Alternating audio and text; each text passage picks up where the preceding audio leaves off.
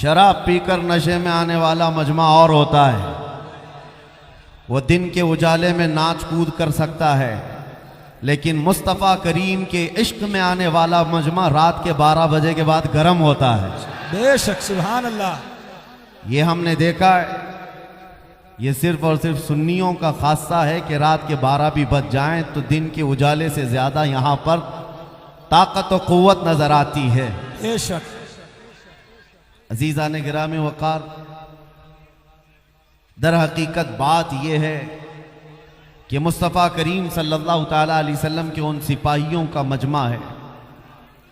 हर ज़माने में जिस जमाअत से लोगों को खौफ होने लगा वो यही जमाअत थी।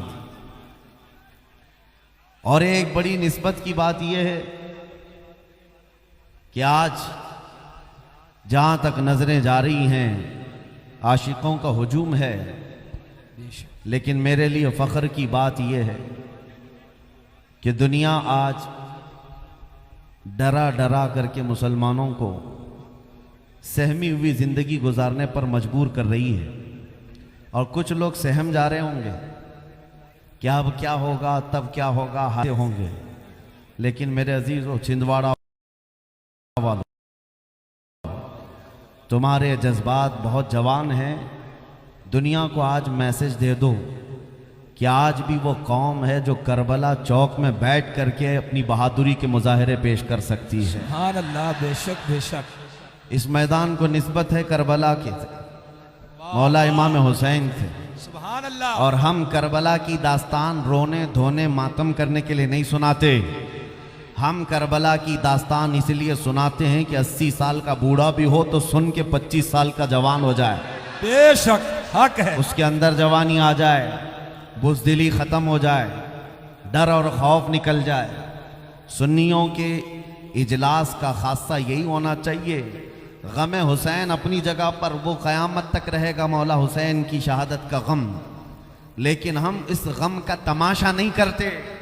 अपनी नस्लों में हम सुनाते इसीलिए हैं कि बार बार अपने बच्चों को करबला की दास्तान सुनाओ।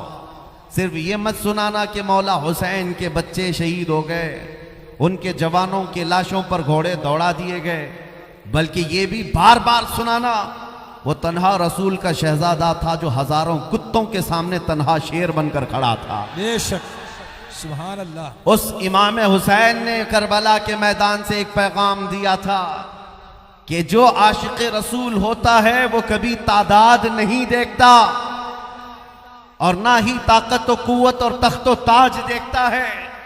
उसे हमेशा इस बात का यकीन होता है कि अल्लाह हमारे साथ है। बेशक, अल्लाह हमारे साथ है। और आपको पता है उसी मौला इमाम हुसैन की नस्ल में सदियों बाद आने वाले हुसैन आजम के शहजादों में एक शहजादा हिंदुस्तान आया था जिसे पूरा हिंदुस्तान गरीब नवाज कहता है। बेशक, सुभान अल्लाह। सैयदना मोइनुद्दीन हसन चिश्ती गरीब नवाज जब ये तशरीफ लाए थे तो बहुत बड़ी फौज लेकर नहीं आए थे, 8 फकीरों की जमात में आए थे।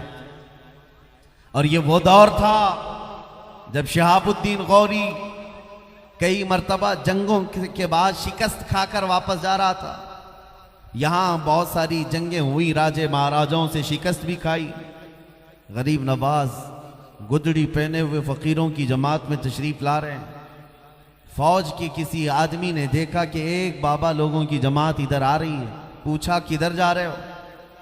गरीब नवाज ने सीधे जवाब दिया, हिंदुस्तान फतह करने जा रहे हैं। सुभान अल्लाह। फौजी ने कहा, हमारी फौज को देख रहे हो, बहुत बड़ी तादाद है, हथियार भी है, हाथी घोड़े सब है, और तुम्हारे पास कुछ नहीं, 7-8 लोग मिलकर जा रहे हो और हिंदुस्तान फतह करने की बात कर रहे हो। सरकार ख्वाजा हिंद ने कहा था, फर्क सिर्फ इतना है कि तुम जाते हो हाथी घोड़े और तलवारों के भरोसे पर, मोइनुद्दीन सिर्फ अल्लाह के भरोसे जा रहा है। सुभान अल्लाह, सुभान अल्लाह। गरीब नवाज रदी अल्लाह तआला। मेरे अजीजों, ये बातें इसलिए अर्ज कर रहा हूं कि इस मैदान का मैसेज भी यही होना चाहिए कि आज के दौर में भी कभी अपनी ताकत, अपनी कुव्वत, अपनी तादाद को मत देखना। हमारे दरमियान इंतशार कितना है, इफ्तिराक कितना है, जमातें कितनी है, इख्तिलाफात कितने हैं, सब अपनी जगह पर। तुम्हें असबाब पर नहीं, खालिक असबाब पर भरोसा हो, बेशक, अल्लाह की ज़ात पर भरोसा हो। जिसके दीन के लिए हम खड़े होंगे उसकी मदद ज़रूर आएगी, और जिस रसूल के हम उम्मती हैं उनकी इनायत ज़रूर मिलेगी। इसलिए मेरे अजीज़ों, यहाँ का एक अहम पैगाम ये है, अहम पैगाम ये है, मुसीबतें, तूफ़ान, आंधियाँ ये नई नई हैं, बल्कि बहुत सदियों पहले से हम पर आती जा रही हैं और मुसलमानों को आजमाती जा रही हैं। लेकिन हर दौर में आंधियां थक करके फिर ये कहती हैं, इस्लाम को न कल मिटाया जा सका था, न आज मिटाया जा सकता। बेशक, बेशक। चंद दिन इंतजार करो, आज के जो बरसाती कीड़े हैं ये भी कहेंगे, इनका हाल भी यही, कुछ देर की खामोशी है फिर शोर आएगा। हक है। नारे रिसालत, ताजदारे खत्म नबूवत। अजीजा ने गिरामी, बस तुम्हारे अज़्म, तुम्हारे इस्तिक़लाल और तुम्हारी इस्तिकामत का इम्तिहान होगा। हवाएं तेज चलेंगी, ये देखा जाएगा तुम्हारा कदम डगमगाता है या ईमान पर कायम रहता है। आज तुम्हारे इम्तिहान की घड़ी है, इम्तिहान का वक्त है। कभी तुम्हारे दरमियान सिक्के फेंक दिए जाएं, दौलत का अंबार बिछा दिया जाए, हुस्न जमाल को लाकर खड़ा कर दिया जाए और तुम्हें मनसब और तख्त देने की लालच दी जाए। ये सारे इम्तिहानात आएंगे और बदले में तुम्हारा ईमान खरीदा जाएगा, तुम्हारा दीन खरीदा जाएगा। और वो सबसे बड़ा बदनसीब और बदकिस्मत आदमी है जो दुनियावी मालो मता की बुनियाद पर अपना दीन बेच दिया, अपना ईमान का सौदा कर लिया। उसके लिए दुनिया भी खराब है, आखिरत भी खराब। क्या आपने नहीं देखा 2 साल पहले लखनऊ से एक कुत्ता निकला था जिसने अपना नाम बदल लिया था? ये कौन है? ये हुकूमत की तरफ से फेंके हुए टुकड़े खाने वाला कुत्ता था। मनसब के लिए, जाह के लिए अपना नाम बदल दिया, धर्म भी बदल लिया, कशका भी लगा लिया, धोती भी पहन लिया। और मीडिया वाले तो इसी काम के लिए बैठे ही हैं। सारे दज्जाली मीडिया वेलकम करने लग गए और हॉट सीट पर बिठा करके उसकी तारीफ करने लग गए कि मुसलमानों में से कन्वर्ट होकर के एक आदमी आ गया है। और ये मैसेज देना चाहते थे कि अब मुसलमानों में खलबली मच जाएगी कि एक इनका बहुत बड़ा आदमी कन्वर्ट हो गया। तो लानत है इस मीडिया पर। 2 साल तुमने तमाशा कर करके देख लिया, उस कुत्ते के बदलने से पूरी जमात पर कोई फर्क नहीं पड़ा, बल्कि हमारी जमातों से यही कहा जाता रहा, कचरा था तो कचरे को इस्लाम से निकलना ही चाहिए, ऐसे की हाजत भी नहीं है। लेकिन अब हालत क्या है मैं आपको बताता हूं। 2 साल नहीं गुजरे, एक नया कुरान बनाने की बात किया, हुजूर पाक के अखलाक पर एक छोटी किताब लिखने की बात किया। मैं उनका चरित्र लिखूंगा। नाउज़ुबिल्लाह बहुत कुछ करके देख लिया। अभी अभी की खबर यह है कि सारे पंडितों ने लात मार करके भेज दिया। और उसके बाद हालत ये हो गई, धोबी का कुत्ता न घर का न घाट का, दरमियान में उलझ कर रह गया। अब जिंदगी की भीख मांगने लगा, कहा कि मेरी जान बचा लो, मेरी जान बचा लो। ये सबको पता होगा, अखबार या न्यूज़ तुम्हारे तक पहुंचे होंगे तो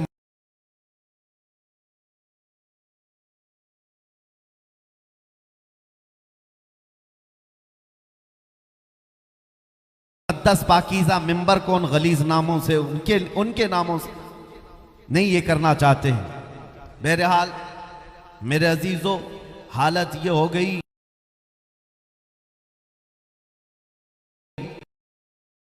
जिसको आला हज़रत ने 100 साल पहले कहा था, या रसूल अल्लाह जो तेरे दर से यार फिरते हैं, जो तेरे दर से यार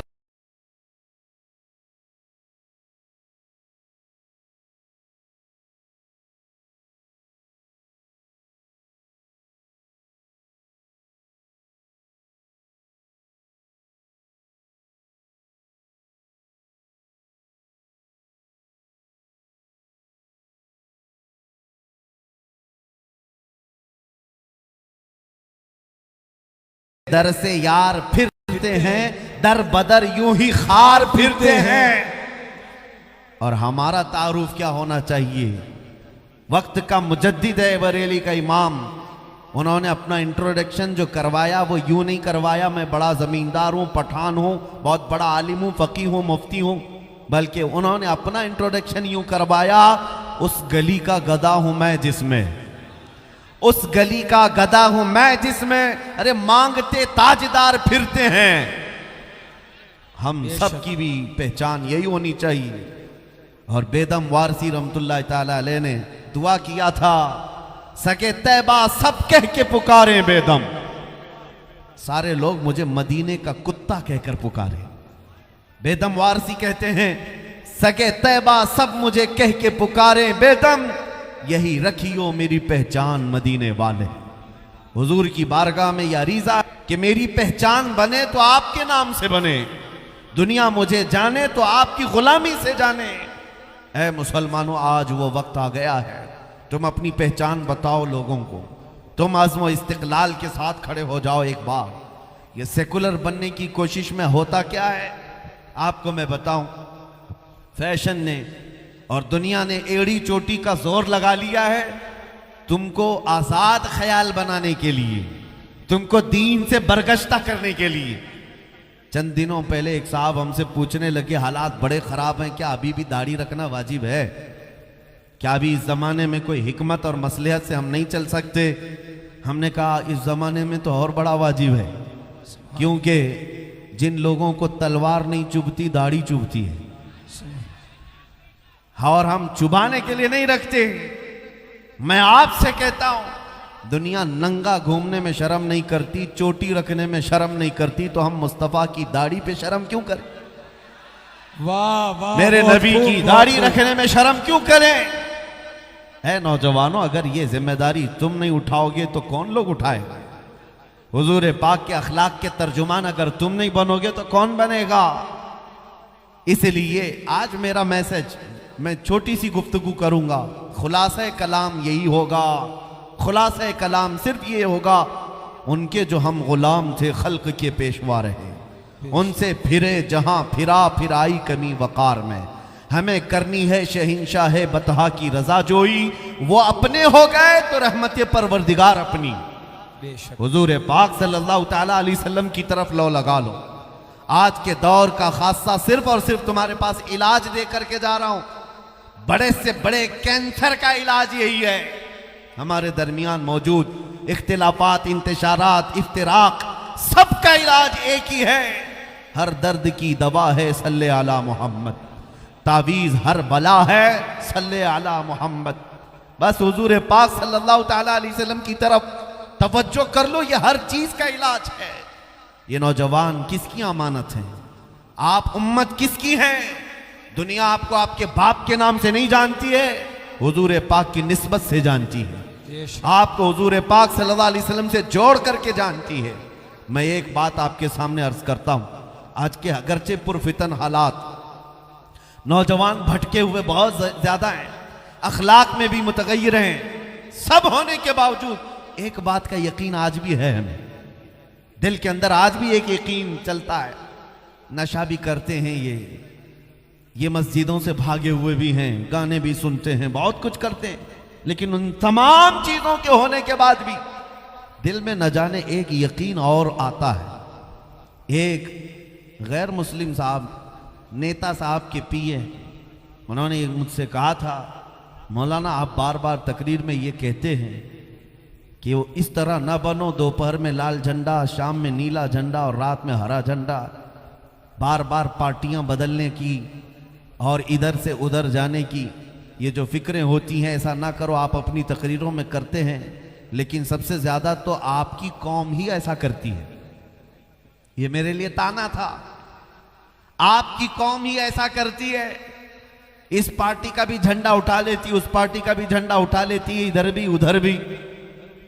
सुनने को तो बुरा लगा, लेकिन उस वक्त हमने कहा था, साहब आपने हमारी कौम के मुतालिक ये कहा कि अलग अलग पार्टियों के झंडे उठा लेती है, बात दर हकीकत ये है कंपैरिजन में सारे दुनियादार हैं, सारी पार्टियों के जितने भी हैं सब दुनियादार हैं। ये इधर से 500 उठाते होंगे, उधर से 1000 उठाते होंगे और घर आ जाते होंगे। होता होगा, मैं मानता हूं हमारी कौम के लोग, हमारे नौजवान जाते होंगे, लेकिन मैंने कहा एक मेरा चैलेंज है, हमारे किसी भी मोहल्ले का एक आम नौजवान उठा लो, आलिम नहीं, परहेजगार नहीं, बहुत बड़ा मुत्तकी नहीं, ना एक नौजवान उठा कर ले आओ, और अगर आपके पास 10 करोड़ की दौलत है ले आओ, करोड़ों की दौलत ले आओ, एक तरफ उस नौजवान के सामने 10 करोड़ रुपए रख देना। आप कहते हैं ना 500 के लिए पार्टियां बदलते हैं, मैं कहता हूं 10 करोड़ रुपए रखना दौलत, और एक तरफ गुंबदे खजरा की तस्वीर, वाह सुभान अल्लाह सुभान और अल्लाह। उससे पूछना क्या है नौजवान, इन दोनों में से तू चाहता क्या है। मेरे अजीजों, मेरा ये यकीन आज भी है, नशा करने वाला ही क्यों ना हो, गाने बजाने वाला ही क्यों ना हो, अखलाक में गिरा हुआ ही क्यों ना हो, उस नौजवान से भी मेरी उम्मीद है उनकी करोड़ों की दौलत को ठोकर मारेगा और फिर बरमला ये कहेगा अपना सब कुछ गुंबद खजरा कल भी था और आज भी है, बेशक मेरे नबी से मेरा रिश्ता कल भी था और और आज भी है। अरे बतला दो गुस्ताख नबी को गैरत सुन्नी जिंदा है, उन पे मर मिटने का जज्बा कल भी था और आज भी है। अल्लाहु अकबर, या रसूल अल्लाह। बच्चा बच्चा है कुर्बान, बच्चा बच्चा है। मैं अब महसूस कर रहा हूं, क्या आप सबका भी अकीदा यही है या नहीं, जब एक तरफ आपके सामने पूरी दुनिया लाकर रख दी जाए और दूसरी तरफ गुंबद खजरा की तरफ दिखाया जाए।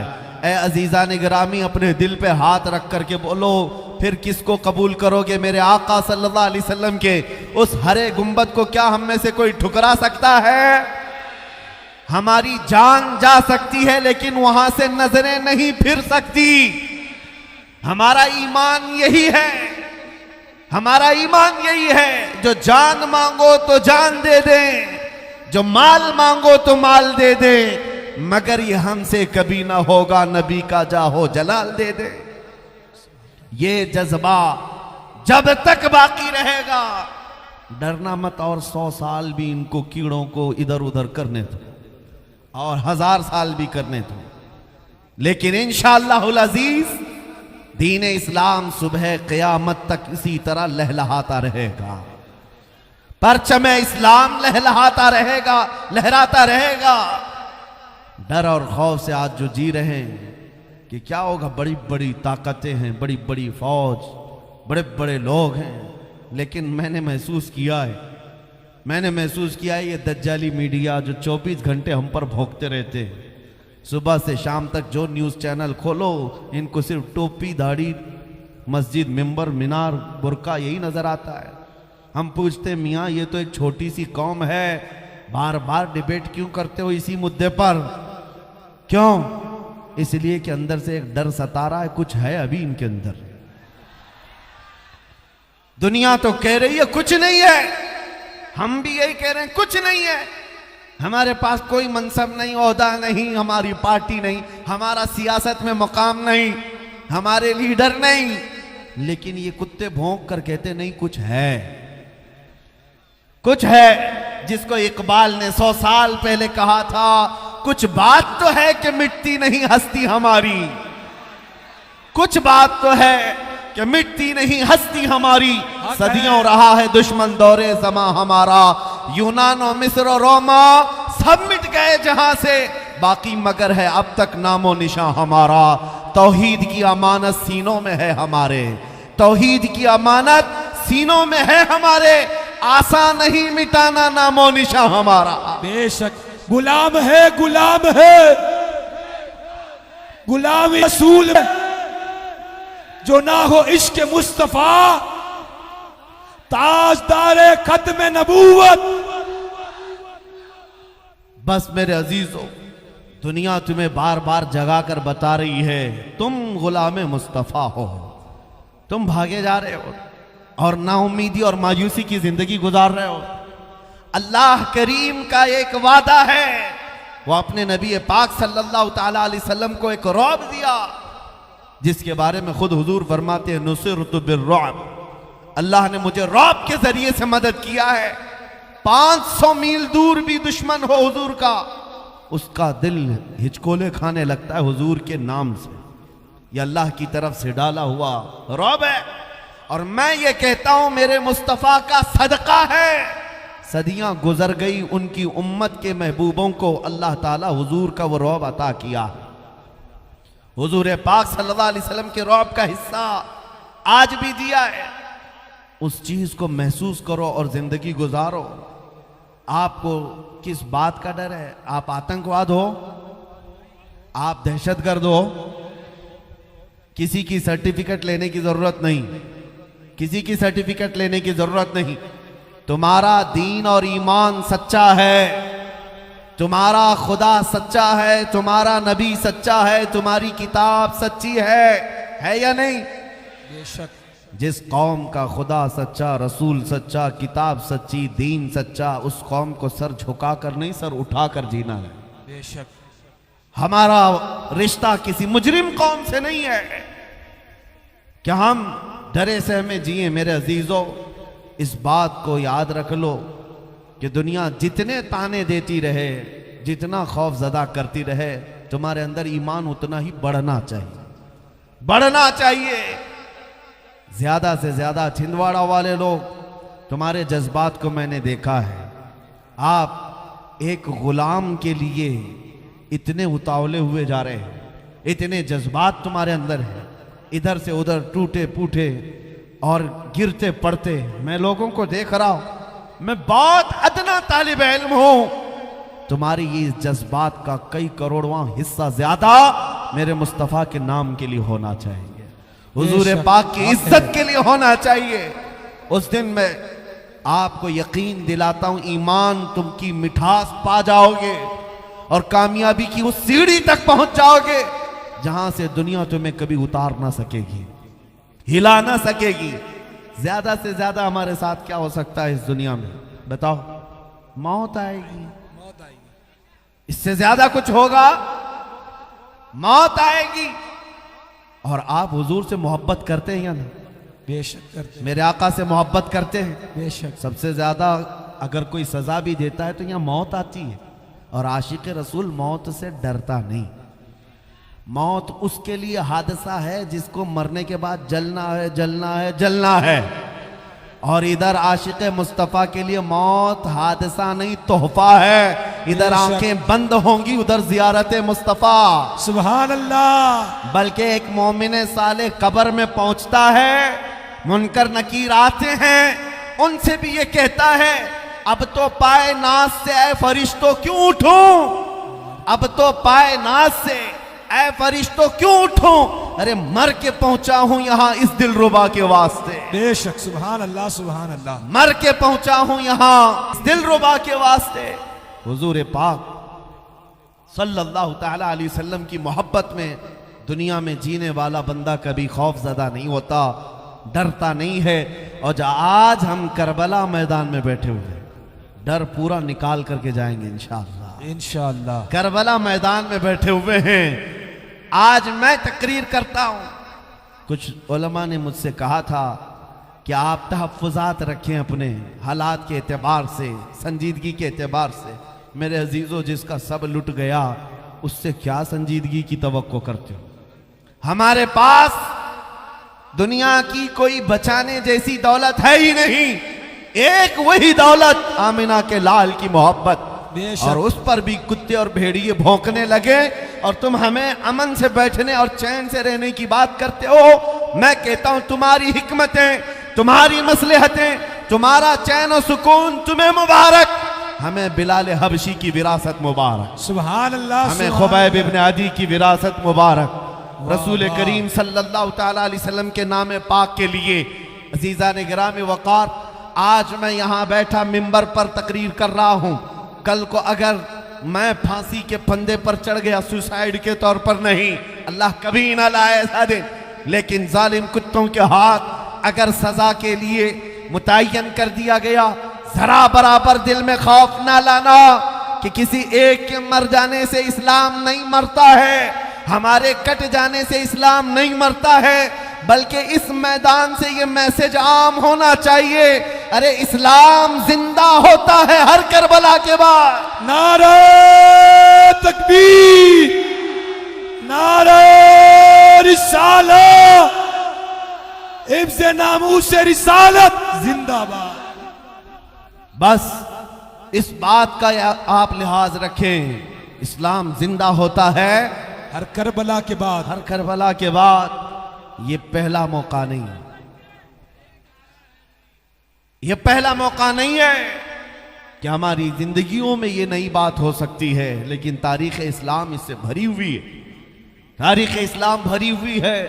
लोग आज हमें कहते माइनॉरिटी में हैं, अकलियत में हैं, हालात ऐसे हैं। उनसे कहो करबला के मैदान से ज्यादा माइनॉरिटी कहां थी? वाह, एक तरफ सिर्फ 80-82 लोग और दूसरी तरफ 22,000 का लश्कर। मुकाबला हो सकता है? दुनिया की अकलें हैरान हैं, लेकिन रसूलुल्लाह के उस लाडले नौजवान शहजादे ने ये दुनिया को बताया है, मैदान में खड़े होकर इस्तिकामत दिखाना ये सिर्फ आले रसूल की शान है, ये ईमान वालों की शान है। इसीलिए आज मैंने शुरू में ही आपसे कहा, ये दौर जो है वह आपके इम्तिहान का दौर है, आपकी इस्तिकामत का इम्तिहान हो रहा है, आपके जमे हुए और डटे रहने का इम्तिहान हो रहा है। आंधियां आए, तूफान आए तो तुम घर बदल लेते हो, या अपने दामन बदल लेते हो, या अपने चेहरे बदल लेते हो, या फिर उसी दीन पर कायम रहते हो, ये देखा जाएगा। इसलिए मेरे अजीजों, ना तुम सेकुलर बन करके 100 साल जीने की गारंटी दे सकते हो, ना ही तुम अपना चेहरा छुपा करके 1000 साल जीने की गारंटी दे सकते हो। कोई गारंटी नहीं दे सकता। जब इस दुनिया से मरना लिखा ही है तो क्यों ना हुजूर की सुन्नतें अपना करके दुनिया से जाएं, क्यों ना हुजूर के अखलाक पर दुनिया से जाएं, ताकि हमारी गुलामी साबित रहे कि हम दुनिया से गए भी हैं तो मेरे नबी का नाम ले करके गए।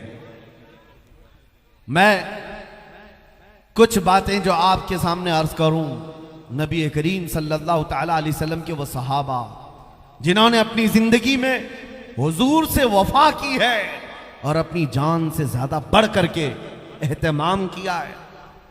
आज तुम थोड़ी थोड़ी चीजों से अगर बदल जाते हो तो इस बात का हमें कल्क होता है, डर। बहुत सारे नौजवानों को मैं आप ये कहना चाहता हूं, यहाँ अब हमारे इस दौर में कोई सेकुलर नहीं रह गया, उधर भी नहीं कोई सेकुलर नहीं रह गया है। हर एक शिद्दत से नफरत लिए बैठा हुआ है, सोशल मीडिया की आग फैली है। तो तुम क्यों सेकुलर बनने के नाटक कर रहे हो? तुम भी दुनिया को बताओ कि तुम अपने नबी पाक की मोहब्बत में किस कदर सीरियस हो। हुजूर पाक सल्लल्लाहु ताला अलैहि वसल्लम के लिए तुम कितने हसास हो।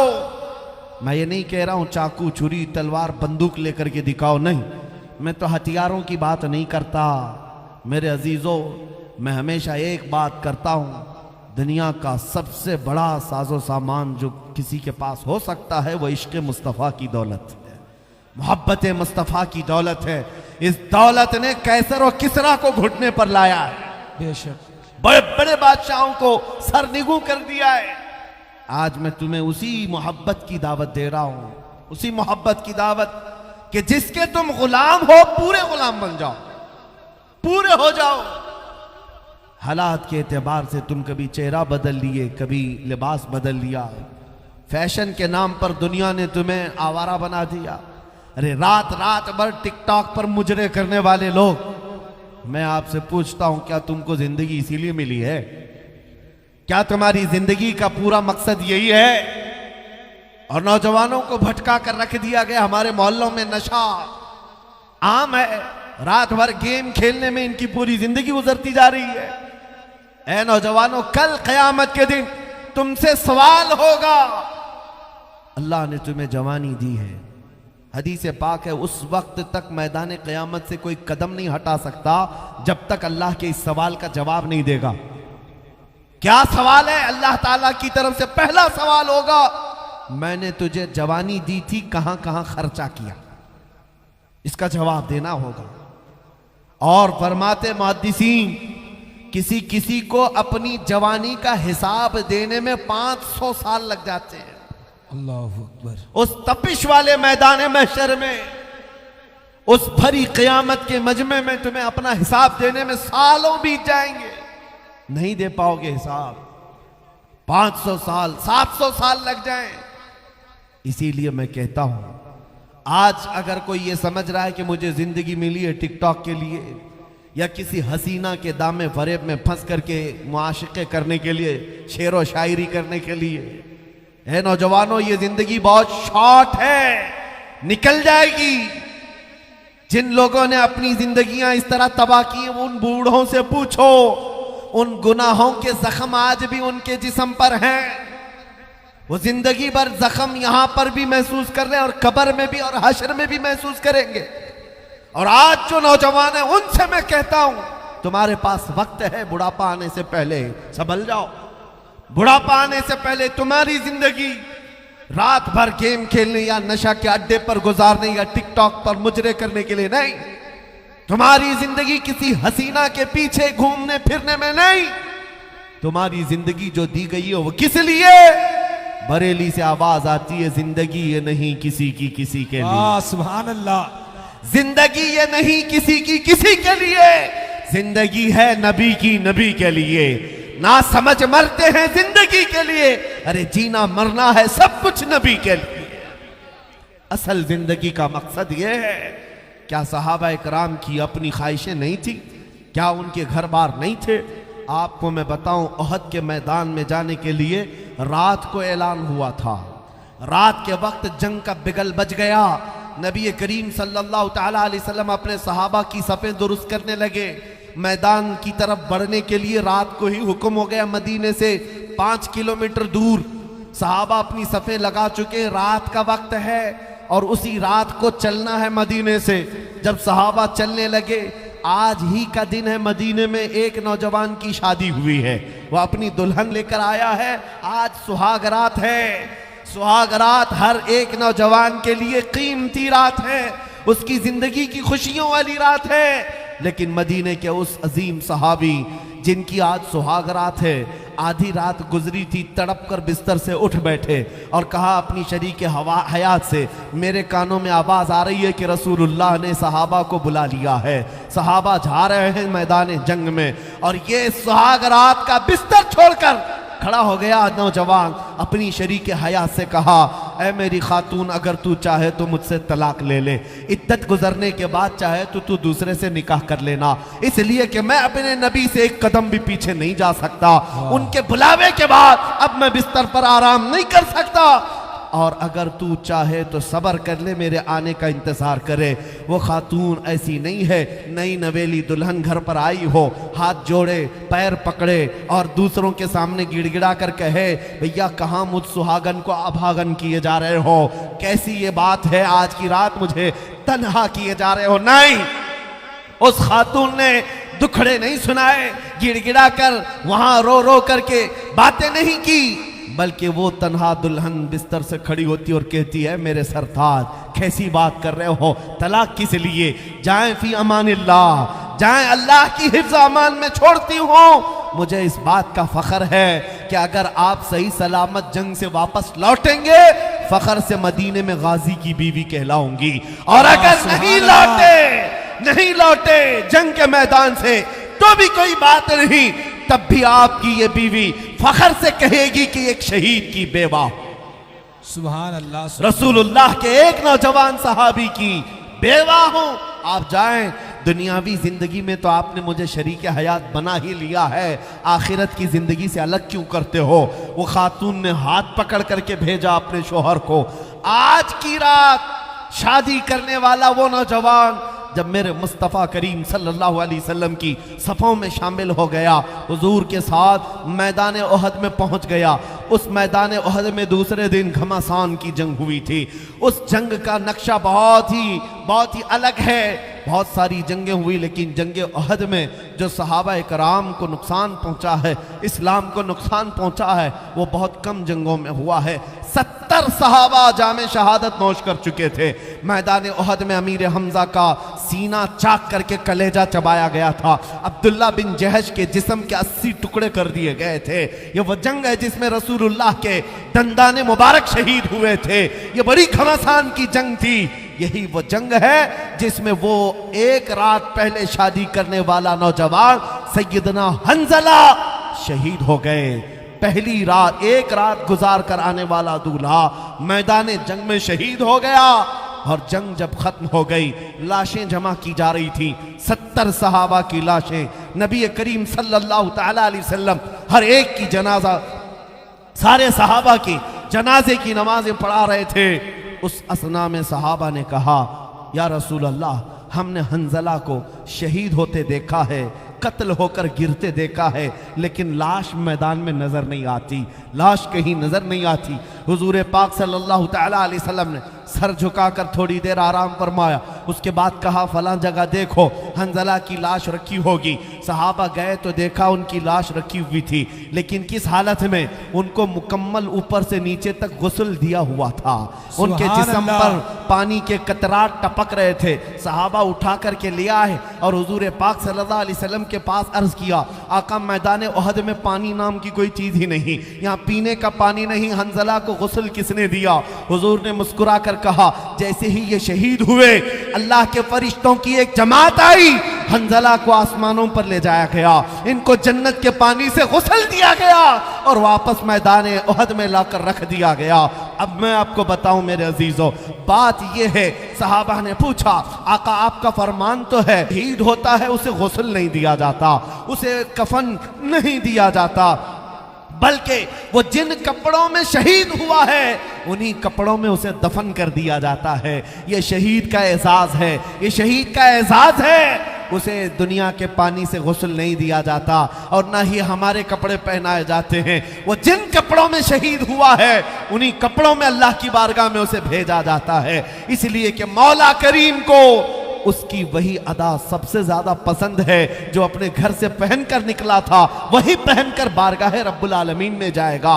सहाबा ने पूछा, लेकिन ये हंजला के साथ क्या हुआ? सारे शुहदा को तो हमने गुस्ल नहीं दिया, लेकिन हंजला को गुस्ल क्यों दिया गया? मेरे आका ने फरमाया, जाओ उसकी बीवी से पूछो, पता चलेगा। हंजला को जो गुस्ल दिया गया है वो मौत का गुस्ल नहीं है, वो जनाबत का गुस्ल है। रात को अपनी बीवी के साथ शब्बाशी किया था, लेकिन गुस्ल करने तक का उसके पास वक्त नहीं था। वो ये कहकर घर से निकल गया, नहाने में कहीं देर ना हो जाए और हुजूर की जमात आगे ना निकल जाए। अल्लाह जीज़ान गिरामी वक़ार, ये वो सहाबा की जमातें थी जिन्होंने अपनी जवानियां मेरे नबी पर वार दी हैं, हुजूर पाक सल्लल्लाहु अलैहि वसल्लम के लिए कुर्बान किया है। एक काले रंग के हबशी सहाबी थे, हुजूर के पास आए, अब्दुल्ला अस्वद, कहा आका शादी की ख्वाहिश है, माल नहीं है, गरीबी है बहुत ज्यादा, या रसूल अल्लाह सल्लल्लाहु अलैहि वसल्लम मुझे किसी लड़की से शादी करने का मौका मिल जाए तो मैं भी घर बसा लूं। हुजूर पाक सल्लल्लाहु तआला अलैहि वसल्लम ने उनकी ख्वाहिश को देखते हुए मदीने की एक अंसार सहाबी की बेटी से उनकी सगाई तय फरमा दी। हुजूर का फरमान था, सहाबी ने अपनी बेटी देने पर रजामंदी जाहिर की। अब शादी का सामान लाना था, हुजूर पाक सल्लल्लाहु अलैहि वसल्लम ने चंद सहाबा के जरिए से उनकी मदद करवाई। अब्दुल्ला अस्वद को कहा गया, ले जा, ये शादी के कुछ सामान ले आ जा। शादी के लिए अपने घर बार में जो सामान लगता है वो खरीद कर लिया। ये अब्दुल्ला अस्वद मैदान में यानी बाजार में शादी का सामान खरीदने गए। दूल्हा आज कितने ताव से जाता है अपनी शेरवानी खरीदने, शादी हो रही है, बड़े ख्वाहिश हैं, लेकिन वह अब्दुल्ला अस्वद अपनी शादी का सामान खरीदने गए बाजार में। अचानक कानों में आवाज आई, अल्लाह के नबी सल्लल्लाहु अलैहि वसल्लम के साथ सहाबा की जमात जिहाद में जा रही है, जंग में जा रही है। ये भी उहद का मैदान ही था। अब्दुल्ला अस्वद वो गरीब सहाबी, मैं बाजार में जो शादी का सामान खरीदना था, नीयत बदल गई, सारा जंग का सामान खरीद लिया। सारे पैसे असबाबे जंग खरीदने में लगा दिए। अरे घोड़ा भी ले लिया, लोहे की टोपी भी ले लिया, जीरा जो लोहे का लिबास पहनते थे वो भी ले लिया, जितनी ख्वाहिशें थी जंग में पहनने की सब ले लिया, पैसे कुछ बचाए भी नहीं। सोच सकते थे जंग के बाद आकर के शादी भी करना है, थोड़े पैसे बचा करके रखो, नहीं, वो रसूलुल्लाह के परवाने थे, मेरे आका सल्लल्लाहु अलैहि वसल्लम के फिदाई थे। पूरा पैसा लगा दिया और लेस होकर घोड़े पर सवार होकर आए मैदान में। दूसरे दिन जब जंग हो रही थी, हुजूर पाक सल्लल्लाहु अलैहि वसल्लम ने सहाबा से पूछा, क्योंकि चेहरा ढका हुआ था, पूरी टोपी पहने थे, पहली मर्तबा वो टोपी, पहली मर्तबा वो लिबास पहने हुए। हुजूर ने सहाबा को दिखाकर पूछा, ये कौन है, ये कौन है, नया दिखता है। सहाबा ने गौर से देखा, लड़ रहा है बतले जलील बहादुर की तरह, कभी इधर कभी उधर, अपने घोड़े को एड़ लगाता है। सहाबा ने कहा, या रसूल अल्लाह, ये हमारी जमात में से नहीं है, कोई बाहर से आया हुआ है, हम में से कोई इसको नहीं जानता। हुजूर मुस्कुराए और कहा, तुम नहीं पहचानते, वो मेरा अब्दुल्ला अस्वद है, मैं उसकी कैनियों के रंग से पहचान रहा हूं। मैंने उसको शादी का सामान खरीदने के लिए पैसे दिए थे, लेकिन उसने सारे पैसों का सामान खरीद लिया। देखो आज सहाबा पहचान गए, काले रंग की कैनियां उनकी पहचानी जा रही थी।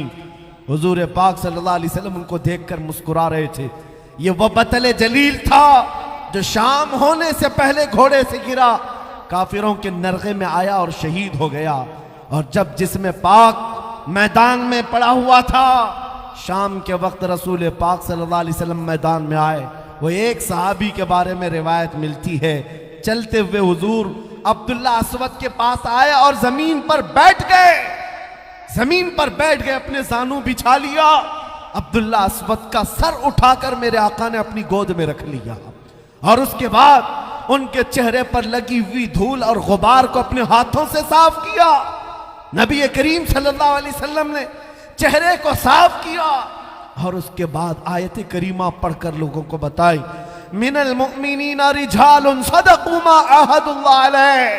अल्लाह कुरान में फरमाता है, मोमिनों में कुछ मर्द ऐसे हैं जिन्होंने अल्लाह से किया हुआ वादा पूरा कर दिखाया, उनमें से ये अब्दुल्ला अस्वद है। अजीजा ने गिरामी वकार, मैंने दो मिसालें सिर्फ आपके सामने रखी हैं, सिर्फ इसलिए रखी कि जवानी इस बात का नाम नहीं है कि हम अपनी ख्वाहिशात को अपनी ख्वाहिशात के मुताबिक यहाँ जीते रहे। आज हालात ये है, कुरान पर कुत्ते भौंक रहे हैं, मेरे नबी की इज्जत पर भौंक रहे हैं, अल्लाह की शान में भौंक रहे हैं, हमारे ऐशो इशरत में कोई कमी नहीं आती, हमारी रातें कुछ नहीं बदलती। तुम कब छोड़ोगे ये फिल्मी नगमों पर धूम मचाना, कब छोड़ोगे इन गाने बजानों पर रक्स करना? तुम्हारा ये हाल नहीं है मेरे अजीजों, नाचने गाने वाली कौम से तुम्हारा रिश्ता नहीं है। तुम्हारे लिए सारा ऐशो इशरत जन्नत के लिए तैयार है। तुम बताओ, यहां का ऐशो इशरत चाहते हो 4 दिन का, या हमेशा का ऐशो इशरत जो मेरे मुस्तफा के साथ है? अगर मेरे नबी के साथ जाना है, सुनो, एक रिवायत मिलती है कि जो लोग अल्लाह रब्बुल इज्जत की हम्द सुनते थे, कुरान का कलाम सुनते थे, नबी पाक की नातें सुनते थे, अरे निकालो अपने कानों से ये गानों के ईयरफोन, दिन भर इसी को सुन सुन करके मुनाफिक बनते जा रहे लोग। और मुहद्दिसीन ने फरमाया, जो कसरत से गाने सुनता है वो जिना की तरफ जाता है, उसके दिल में मुनाफिकत आती है, निफाक आता है, कुफ्र से मोहब्बत करने लगता है। और आज के दौर में तो पता ही नहीं चलता कि सुन करके कब काफिर हो गया। नगमों में ऐसी ऐसी बातें आ गई। ऐ नौजवानों, तुम्हारे कान जो दिए गए हैं, मुझे बताओ, रसूलुल्लाह की नातें क्या तुम्हें अच्छी नहीं लगती? हुजूर पाक की तारीफ अच्छी नहीं लगती? हुजूर पाक सल्लल्लाहु ताला अलैहि वसल्लम की तारीफ सुनने वाली कौम के साथ कल क्या होगा? सुनो, 2 कौमें ऐसी होंगी। एक कौम वो जो दुनिया के नगमों से मस्त होकर यहां नाचती थी, ढोल बाजे तमाशे म्यूजिक पर रक्स करने वाली जमातें। आज हमारी कौम में देखा देखी आ गया। अरे वो लोग भी नाचते हैं, हम भी मीलाद के जुलूस में नाचेंगे। तुम किससे कंपेयर कर रहे हो? किससे कंपेयर कर रहे हो? तुम्हारी मुशाबहत उस कौम से नहीं है। सुबह से शाम तक शराब पीकर नशे में धुत रहना। मेरे अजीजों, तुमने शराब मोहब्बत पिया है। हुजूर पाक की गुलामी तुम्हारे गले में है। नाचना गाना तुम्हें ज़ेब नहीं देता। कल क़यामत के दिन दो कौमें, वो जो यहां दुनियावी नगमों पर नाचती थी, फरिश्तों को हुक्म होगा सीसा पिघला करके आग में लाओ और इनके कानों में उंडेल दो। कानों में डाला जाएगा, उनका भेजा बाहर निकल जाएगा। ये वो लोग। दूसरी वो कौम जो अपने नबी की मदहसराई पसंद करती थी, अल्लाह का कलाम सुनना चाहती थी। जब ये जन्नत में पहुंचेंगे, रब ताला फरमाएगा तुमने अपने कानों से मेरी तारीफ सुनी, मेरे हबीब की तारीफ सुनी। ऐ मोमिनीन की जमात, आज तुम्हें सिला देते हुए, बदला देते हुए जन्नत की हूरों से मैं तुम्हें अपना कलाम सुनाऊंगा। जन्नत की हूरें आएंगी और नगमाते इलाहिया सुना रही होंगी। हूरों की सुरीली आवाज से सुन करके मस्त हो जाएंगे। अल्लाह हमें उस जमात में शामिल फरमाए। 100 साल सुनाएंगी और उसके बाद रब ताला उन्हें हूरों को फरमाएगा बस।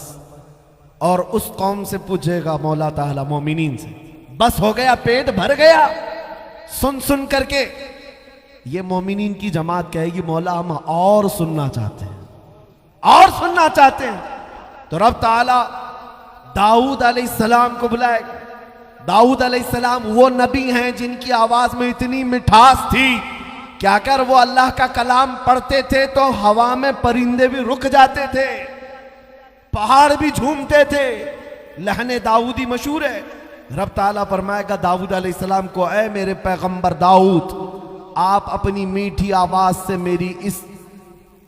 मेरे मानने वाली इस जमात को कलाम इलाही सुनाओ। दाऊद अलैहिस्सलाम सुनाते रहेंगे। 100 साल गुजर जाएंगे। 100 साल के बाद वो खामोश हो जाएंगे।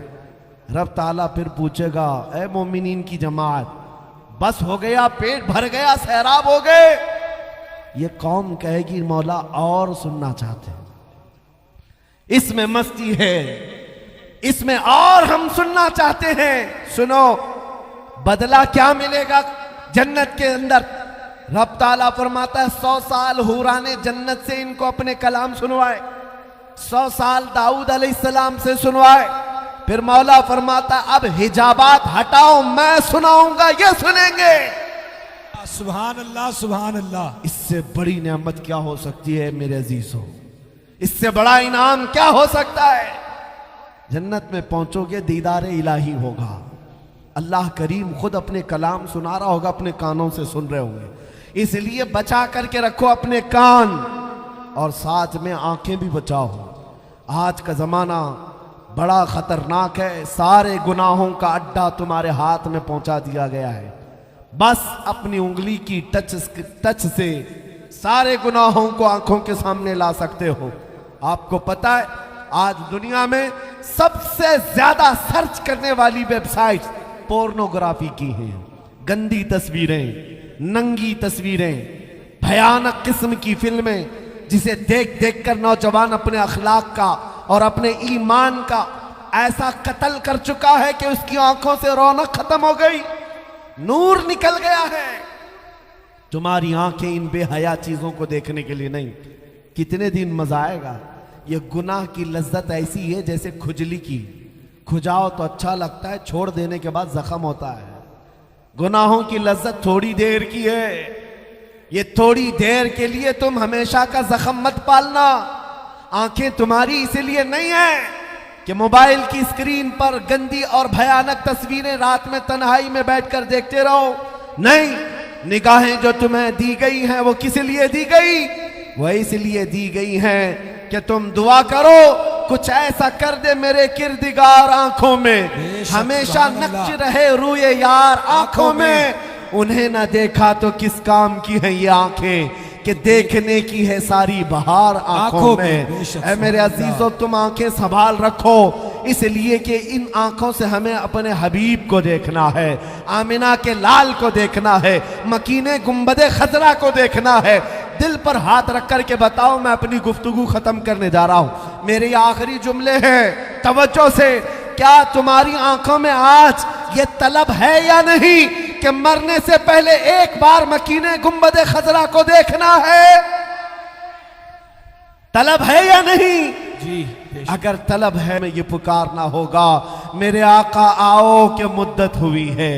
तेरी राह में आँखियां बिछाते बिछाते, तेरी यादों में, तेरी हसरतों में बड़े दिन हो गए घर को सजाते सजाते। या रसूल अल्लाह, सुना है आप हर आशिक के घर तशरीफ लाते हैं। मेरे घर में भी हो जाए चिरागा, मेरे घर में भी हो जाए चिरागा। कसम रब्बे जुल जलाल की, जिन आंखों ने वो जमाल एक बार देख लिया, दुनिया का सारा हुस्न लाकर उसकी आंखों के सामने रखो, वो ठोकर मार देगा। कभी हुस्ने मुस्तफा को धोखा नहीं दे सकता। मेरे आका है, वो जुल्फ अपनी लहरा रहे हैं। यहाँ का मौसम बता रहा है, वो जुल्फ अपनी लहरा रहे हैं। अरे सवारी तैबा से चल पड़ी है, हुजूर तशरीफ ला रहे हैं। नारे तकबीर, नारे रिसालत, सरकार की आमद, आका की विलादत, मौला की विलादत। गुलाम है, गुलाम है। जब हमारा ये मानना है कि हुजूर की तरफ हमारी तवज्जो और नबी हमारी तरफ मुतवज्जे हैं, तो फिर हम बारगाह मुस्तफा में हुजूर को ही गवाह बना करके कहेंगे इंशाअल्लाह। इंशाअल्लाह। मैं जानता हूं सुन्नियों का मजमा, मैं आधी बात कहूंगा और बाकी की ये खुद ही कंप्लीट करेंगे, क्योंकि पता है हालात ने बदला है लेकिन दिल से नहीं बदले हैं। बार बार मैं कहता हूं, या रसूल अल्लाह, आपकी उम्मत गुनहगार तो हो गई लेकिन गद्दार नहीं है। गद्दार नहीं है, दिल से चाहती है। आज ही आज़म करके उठेंगे करबला के मैदान से, हुजूर को गवाह बनाकर, या रसूल अल्लाह, दहन में जुबान तुम्हारे लिए, बदन में है जान तुम्हारे लिए, हम आए यहाँ तुम्हारे लिए, उठे भी वहाँ तुम्हारे लिए। अपना सब कुछ गुंबद खजरा कल भी था और आज भी है। मेरे नबी से मेरा रिश्ता कल भी था और आज भी है। और एक बात आखिरी है, अब लौ लगाना छोड़ दो, नेताओं के चक्कर काटने छोड़ दो, और इनके हाथ सिवाय लॉलीपॉप के और कुछ नहीं मिलता।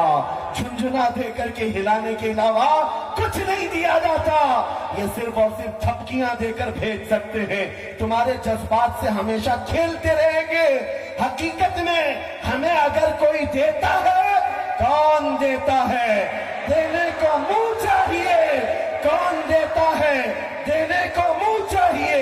अरे देने वाला है सच्चा हमारा नबी, देने वाला है सच्चा हमारा नबी। लब्बैक या रसूल अल्लाह, लब्बैक या रसूल अल्लाह, लब्बैक या रसूल अल्लाह, लब्बैक या रसूल अल्लाह, लब्बैक या रसूल अल्लाह। आखिर दावाना अल्हम्दुलिल्लाहि रब्बिल आलमीन। खुदा इस्लाम और सुन्नियत का बोल बाला फरमा।